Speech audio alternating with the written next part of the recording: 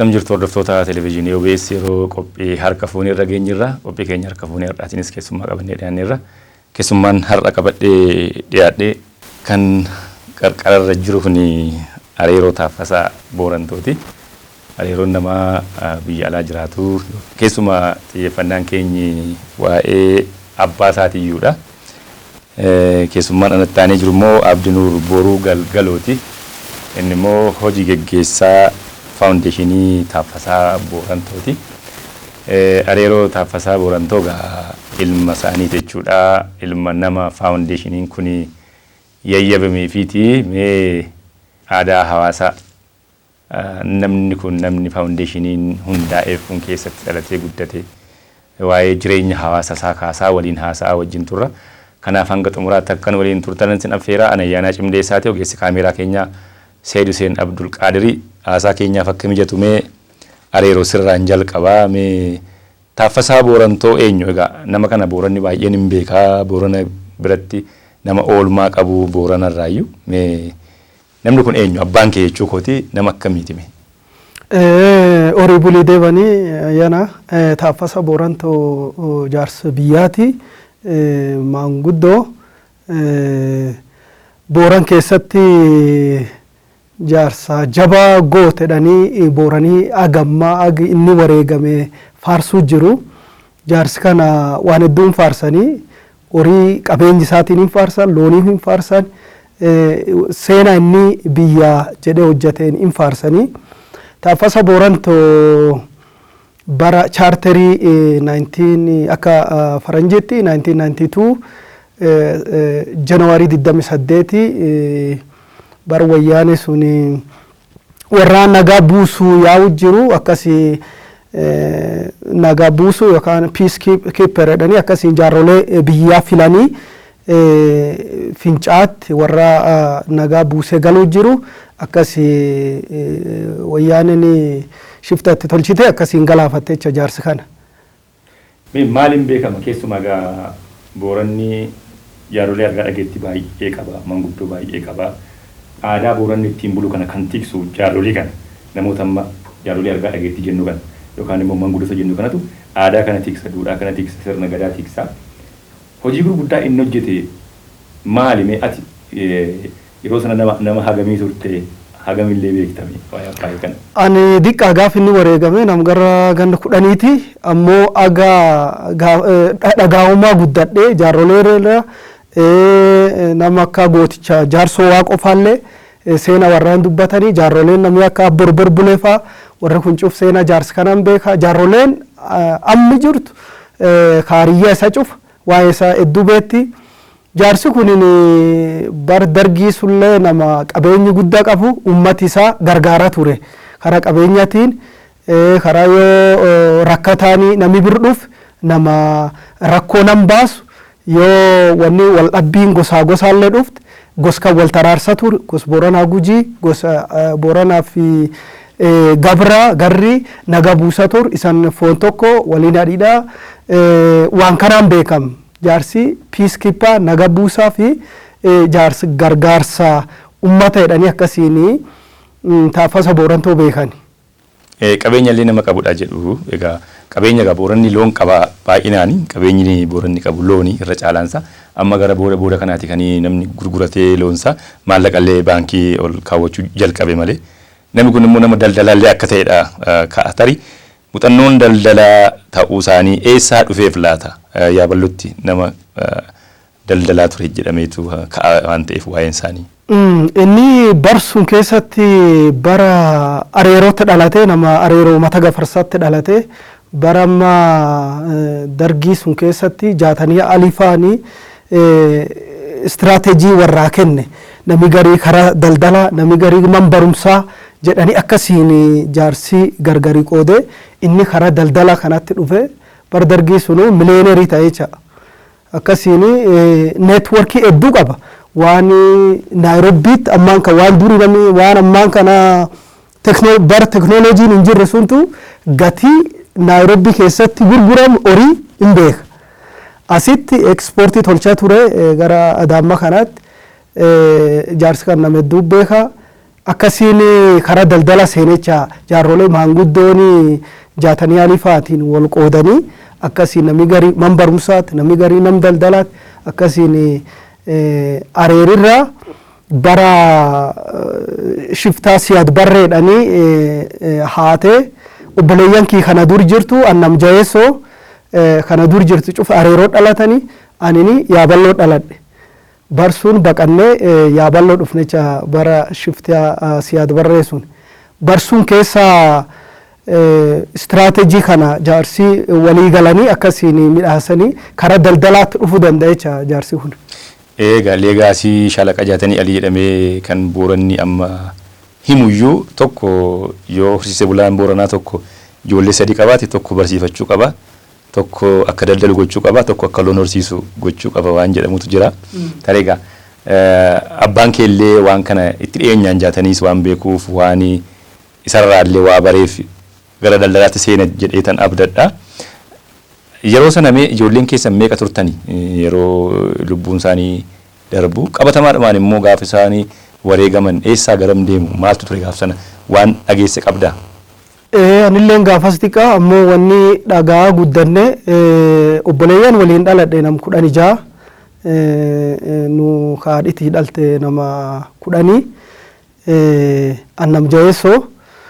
gaafas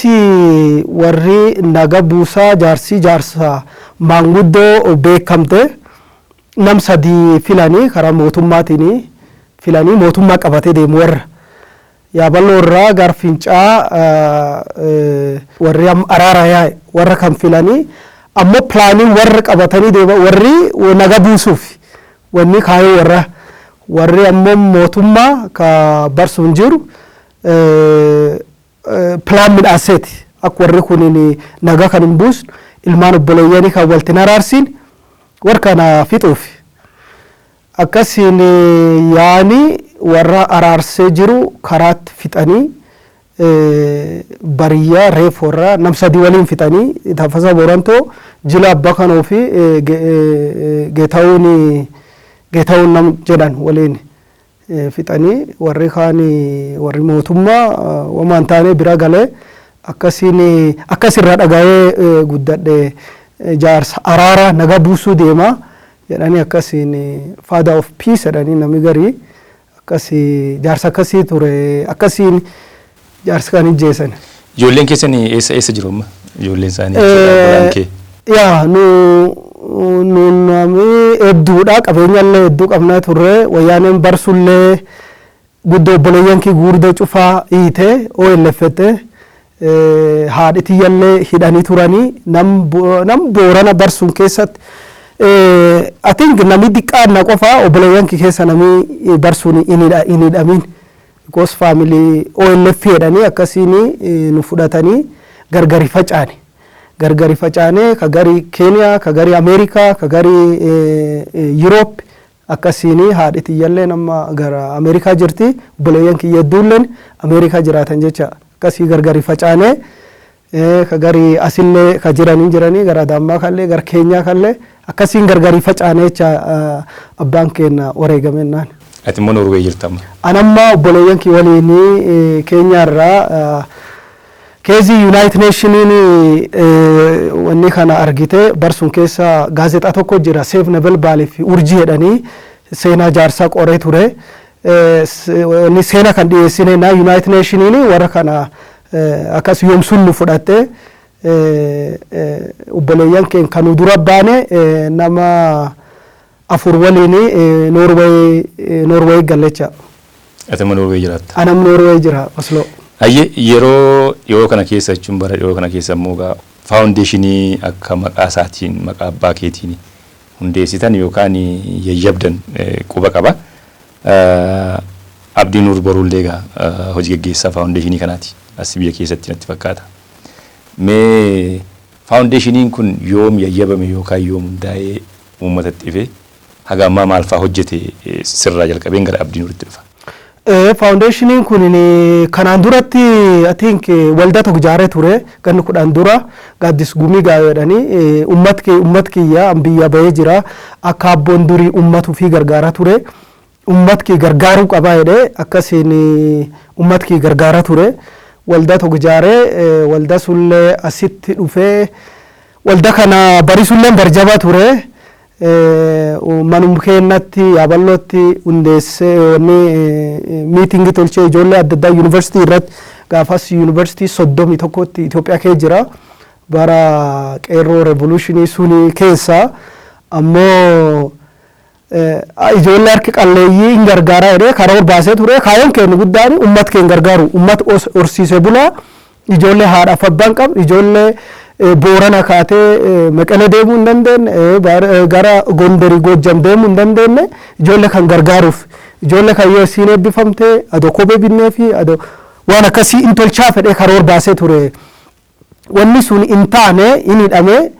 hidhanii akkasiin anilleen gaddeebi'ee biyya bahee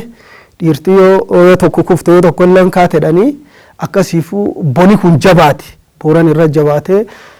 gargaaruma jirra agartee karaa hedduun. Ammoo waa tokko tolchuu qabnaa jedhee jaarsi kulleen jaarsi goota, jaarsi biyyaati, biyyaa jedhee wareegamee maqaa isaa kanaatiin waldaa tokko yayyabuu qabaa jedhee akkasiin faawundeeshinii kana obboleeyyantii talafala jirtuu fi ta biyyi kee jirtullee dhiyeessee akkasiin narraa fudhatanii dhalaariyyaan cuftii nu gumaachaa turte. Asillee laayisensii fudhannee Febraarii 1 akkasiin armatti laayisensii fudhannee akkasiin fuula hedduutti gargaara turre Booran keessatti. Abdii Nurmee faawundeeshiniin kun egaa areeroon ala jira, obbolansaas ala jiru, ala waan kana qindeessanii yookaan gurmeessanii keessatti maqaa faawundeeshinii kanaan biyya keessatti akka hawaasaaf deeggarsi garaagaraa ta'u gochuu malu. Ati immoo qabatamaadhaan ajjirtaa sitti hooggantaa waan ta'eef mee maal fa'aa hojjettan mee hagamma hojiin hojjetame maal fakkaata? Galatoomee waan hedduu areeroon kaasu yaalee jira. Yaa'u faawundeeshiniin kun aginni dhaabatee ammajjii 24 bara 2015 ka oofishaalii laayisensii isaa argannetiin albonaa ka Booran keessa jabaatee walitti qabatee ka hojii jalqabnechaa. Aksunitti akkaataa yaa'u qajeelfamaa fi dambii ittiin bulmaataa dhaabbatichaatiin wal qabatee karaa adda addaatiin deeggarsi yaa'u namoota firaatii fi namoota itti dhiyeenya qaban irraa walitti qabameen deeggarsi fakkeenyaaf yeroo bona sun qarshii gara miliyoona 1.6 ol ta'uun abbaa warra 500 godina Booranaa aanaa Areerootti gandoota 2 irratti uummata rakkatanii sababa buna kanaan namoota buqqaanii fi qabeenyi isaanii dhabanii deeggarree turre. Kan irratti barattootis keessa jiru, barattooti harqalleeyyii maatiin isaanii gargaaruu hin dandeenyees akka deeggarsa kan keessatti hirmaatan goonee jirra. Kanumaan wal qabatee yeroo marsaa itti aanus as aanaa Dubluq iddoo buqqaatootii jiranitti gandoota akka Eegoo, Dhoqqollee, gandoota kan irratti abbaa warra 150 ol ta'uuf warra yeroo even roobni kun roobee man isaanii irraa lolaan irra diikeetiin jedhu akkaataa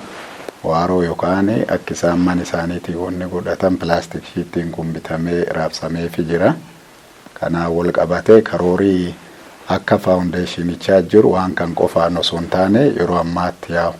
akka ganaa dhaabbata guddataa jiruutti karoorii qabamee duranaaf akka even fuula hedduullee babal'isuu dandeenyu yaada akkasii qabna. Maal jennaan kanumirra kaanee akkaataa qabeenya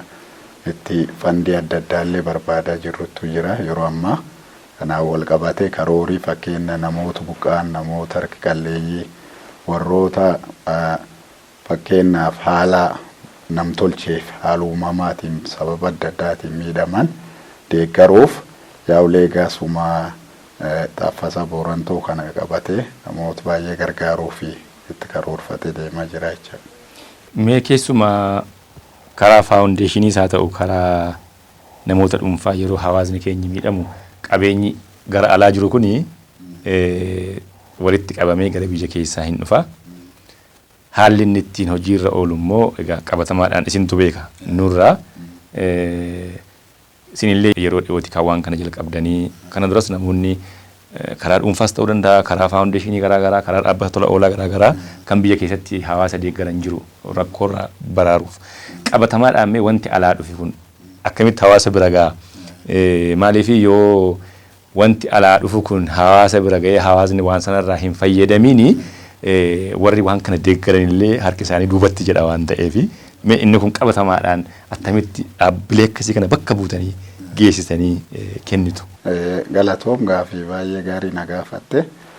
waan baay'eedha amma akkuma argitu faawundeeshiniin tokko yoo dhaabbatu koree of danda'a qaba board membersii qaba koreen immoo kan jalatti immoo hojii raawwachiiftuun jira kan tola ooltuunis ni jiru kanaan wal qabatee waan yeroo qabeenyis dhufu karaa iftoominni ta'een karaa boordiin memberiin kun karaa karoora faawundeeshinicha waliin deemuun marii gaggeeffamu yeroo ammaa akkuma teknooloojiin guddatee jira namoota jiraniif as jiranis waltiitee akkaataa itti waan kan maalii godhu qabna yeroo ammaa namooti waan akkana kennaa jiru iddoon hanqinni jiru nu maal kennuu qabna fakkeenya deeggarsummaan kennam kunoo walirbuun qabu overlap akka hin taane aana kamir caalaa kennam jennee qaamota mootummaa akka jiran akka jallaa akka jiranii wal dubbanne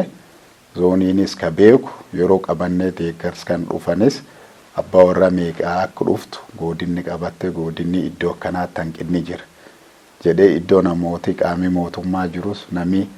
waan kan argatus karaan calalliin itti geggeeffamu qaama mootummaatiin namoota rakkataman ta'uu xalayaan karaa mootummaatiin maatabii yookaan chaappaan sun itti dhahameen laalamee akkanatti harqalleeyyiin waan san argachuu qaban akka argatanitti itti deemama qabeennis maal qabna yeroo kanatti maal itti deeggaruu dandeenyu waan jedhu akkaataa qabeenya arganne irratti iftoominaan karaan inni itti wanti sun bitamus karaa seer qabeessa ta'ee karaa istaandardii bittaa ofiitiin performaan adda addaa guuramee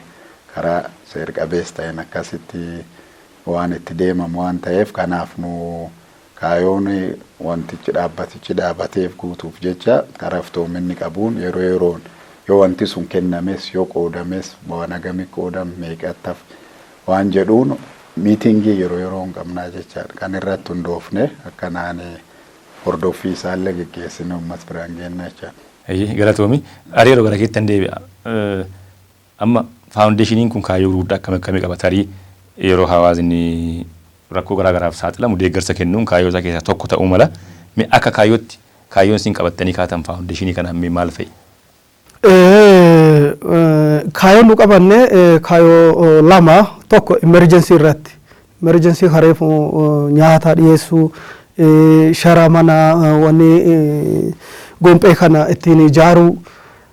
kana waan long termiini mana barumsaa fa'aa hosteelii fa'aa amma wanni nu irratti hin xiyyeeffanne tokko man barumsaa fakkeenyaaf primary schoolii ummati keenya akka malee miidhame ganna almost ganna gar dhibbaa agas horiin irra dhumanne hin beekaatilleen horii miliyoonii 4 olitti warrani akka malee ikonomii akka malee cabee waan kanaaf ijoollee harka qalleeyyiiti man barumsaa adoo gara diidii aballoo taate akkasii godinaan mari'annee man barumsaa tokko maqa jaarsi kanaan iyyayyamnaa jennee akkasiin itti karoorfachaa jirra. Long termiin keenya kana waan akka iskuulaa fa'aa waan akka paarkii Booranaa yoo dhufte bineensi nu dhumaa ture boon kanaan harreen diidaa paarkii cuf keessatti paarkiin cuf goddee kallee waan akka bosonaa tolchine maqa faawundeeshinii kanaan kunuunsinaa inni akkasiin kan cuf karoor qabna. Ijoollee harka qalleeyyii kallee hinga gargaarranii akkasiin karoora qabna. Mee wanti guddaan sin amma ijoolleen keessan yookaan obbolaan kee abbaa keenyarra kana barre aadaa Booranaa inni qabu keessa duudhaa Booranaa inni qabu keessa waan abbaan keenya qabu kana barre irraa kan hin gadhiifne kan amma ittiin jiraachaa jirru ittiin hojjechaa jirru wanti jettan maalime? Wanni nu abba fa'aa irra dhaallee agartee oromummaa agartee oromummaan kuni namni oromoo ta'ee fi oromoo gargaaru hin jiru. Ka maqaa oromoo qabuu fi wallaalee jira Awurooppaa fi Ameerikaa kan keessa ka aadaa isaa hin beekne hedduutti jira. Nu ammoo wanni isirra dhaallee aadaa keenyaa fi gargaarsa uummata keenyaa irra fagaannullee yaadaaf qalbiin rakkoo waan cufaan uummata keenyaa waliin jirra akkuma abboon ummati isa gargaaraa ture ummati isa dur deemaa ture nullee waan dandeenyuun waan abboon irra dhaalleen ummata keenya gargaarree waan dandeenyuun bonaa gannallee gammachuu gaddallee bir dhaabannaa inni akkasiin ummata keenya gargaaraa jirrecha kana abboon irra dhaalle. Tarii waan akka yaadannootti gaammanni barumsaas yaadannoodha uummata deeggaruu yaadannoodha rakkoon qabu garuu waan akka siidaa kunfaa wanni si yaaddan jira bakka ta'etti maqaa isaatiin waa moggaasu waan akkasii kun yaadameera karoora fuuldura qabdu. Injira bara jabaa ta'ee idduutti dhiisnu malee baramma wayyaana sun yaadne turre waan akka siidaa kallee ijoollee obboleeyyanillee mari'adhee ture bari sun bara jabaa waan taateef karaa istiriitii Taaffasaa Boorantoo siidallee yaadne turre because laftii bar wayyaanee isirraa fudhatanii hektaara hedduu kan magaala Yaaballoo jalgalte lafa hedduu nurraa fudhatanii tokko biroon hektaara 11 tokko gara hektaara 10 ta'a kan cuf keessaa bar sun nuun jirru ijoollee warra akkasii jedhanii lafa guddaa nurraa fudhatamu fulaa akkasii kan cufatti yoo istiriitii maqaa isaatiin yaadatan lafa amma inni fulaa itti wareegamellee siidaa lafa inni itti dhalatellee itti adoo tolchanii adoo Yaaballoo tolchanii karoora qabna. Mee dhumarratti xumurraa yeroo biraas walitti deebina ta'a hojiilee gurguddaa isin hojjettaniini akka dhaamsaatti akka namni yookaan hawaasni quba qabaate faawundeeshinii kana deeggaree kaayyoo faawundeeshinii kana galmaan geessaniif maal jettame jechuun birmannaan hawaasa maal ta'uu qaba? Warra agammaan u deeggaree ka biyya keessaa fi biyya alaa jiru oraa bulaa deemanaadha. Taaffasaa Boorantoo faawundeeshiniin akkuma gaafa onanallee argitanii uummata isaatii dhaabate uummati isaa gargaaruu fi uummati isaa ka beelaan miidhame gargaaruu fi waan kanaaf warri qarnu gumaachallee oraa bulaa deemanaadha. Ka biyya alaa jirtanii biyya keessa jirtanillee ammallee waan hedduu irratti hojjenna. Taaffasaa Boorantoo faawundeeshiniin ummata isaatii dhaabate akkasiin waan dandeettanii nu bir dhaabadhaa inna kan jedha. Galatoomi abdiin Oromoo maal jettame keessumaa akkuma siin jedhe dhaabbileen akkasii gaafa faawundeeshinii haa ta'u miti mootummaan haa ta'u gaafa hundaan qabatamaan akka hawaasa deeggaraniif hawaasni immoo warri humna qabu immoo dhaabbilee akkasiillee akka deeggaru atis akka dhaamsaatti waan jedhu. Ani akka dhaamsaatti wanne hin jedhu nam deeggaruun inni guddaan waan namooma jechaadha. Amal namooma keessa tokko. Kanaaf namoota rakkatoo gargaarta waaqaaf nam bilarlee waa argatta. Kanaaf ani dhaabbileen adda addaa ka waan kan deeggaruu feetan dhaabbati Taaffasaa Boorantoo Faawundeeshin kun dhaabbata ganaa daa'imma ka ganaa ol kaa jiru waan ta'eef namni hundinuu nu akka ammaatti akka lookaalii dhaabanne duranaaf immoo leegaasii fi faawundeeshinichi kana gara even Itoophiyaas dabarree gara biyyoota biraatti akka inni guddatuu fi kaayoo fi mul'ata guddaa qabnu waan ta'eef isinis waan kana waan dandeettanii qaamaaf qalbiin nu bira dhaabattanii akka nu jajjabeessitan jedha. Ayyee galatooma keessummoonni koo Abdii Nuur Boruu Galgaloo hojii gaggeessaa faawundeeshinii Taaffasaa Boorantoo akkasuma immoo Areeroo Taaffasaa Boorantoo galatooma keessummoota tokko taatanii waan istuudiyoo keenyatti argamtanii fi